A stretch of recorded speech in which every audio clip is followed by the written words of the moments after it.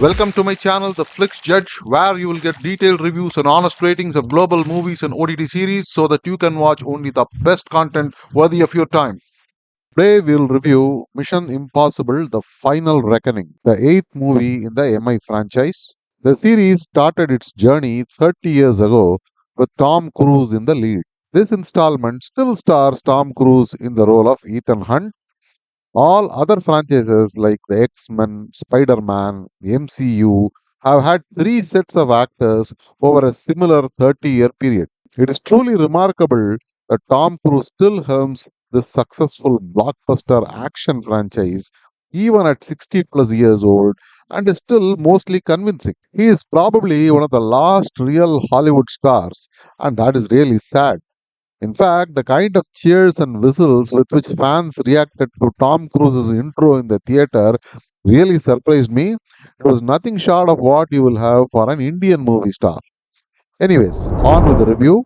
This movie, The Final Reckoning, is the second half of the earlier movie Mission Impossible Dead Reckoning, which released a couple of years ago. For those of you who are new to this franchise, or those who have missed or forgotten Dead Reckoning, please go and watch that before you watch this. I think it is available on Netflix.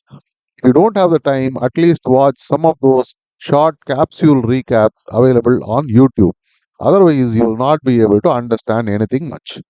As far as the story goes, in the first part, Dead Reckoning, we were introduced to a malicious artificial intelligence which had become self aware called the Entity, which was slowly growing, learning, and infecting all major systems in the world. None of the governments could control or destroy it.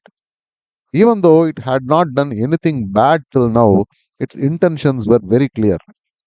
Ethan Hunt gets into the game as the US government wants a particular physical key which is supposed to unlock something which in turn could lead the user to be able to control or destroy this powerful entity.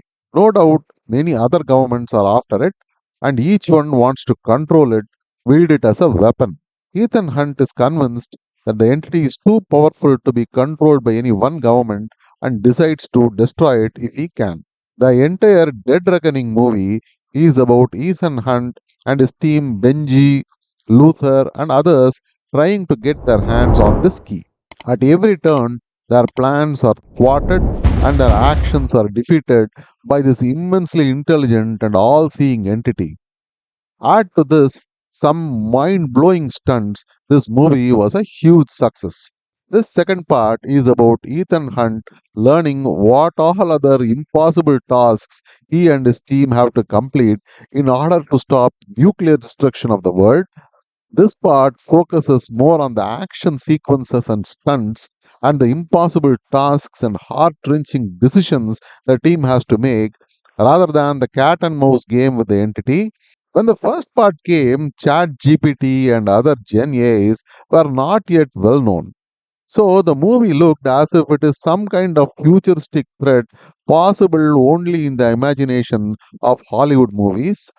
However, now with people and every walk of our lives being impacted by AI, in many cases negatively, it is surprising and a tad disappointing to me that the movie does not explore much about the threats of the entity.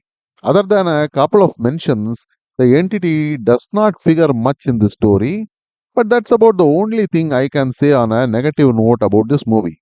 For most part, the movie delivers on all expectations and how.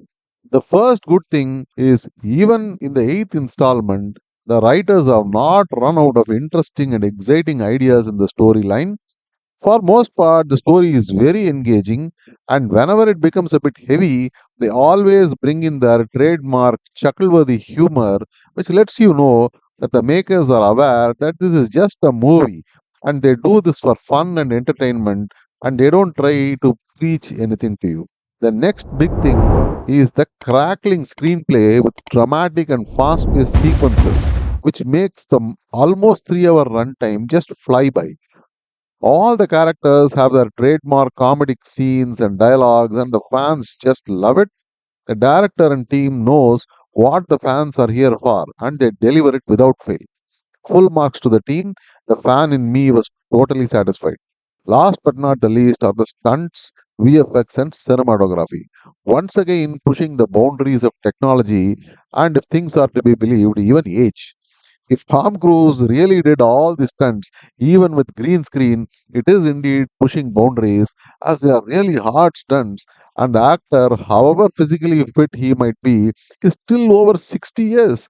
There are all kinds of stunts on World War II vintage planes, regular planes, aircraft carriers, nuclear submarines, regular car chases, hand to hand combat, just plain old trademark full chested running by Tom Cruise. All of them are top notch, exciting, and filmed absolutely brilliantly.